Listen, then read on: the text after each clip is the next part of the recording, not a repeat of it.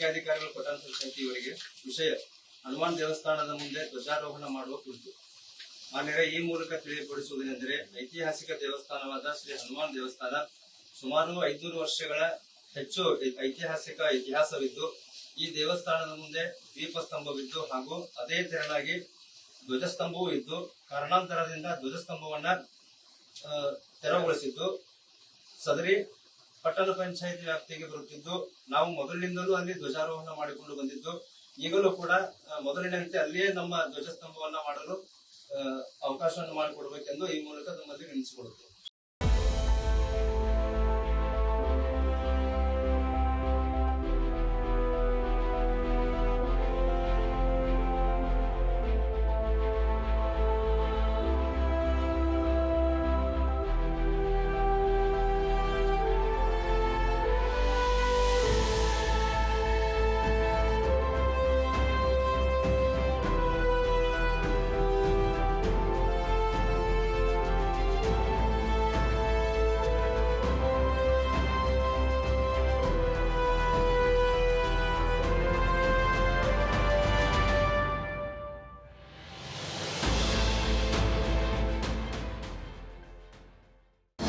ಅನುಕ್ಷಣದ ಸುದ್ದಿಗಳಿಗಾಗಿ ವಿಸ್ತಾರ news YouTube channel subscribe ಮಾಡಿ.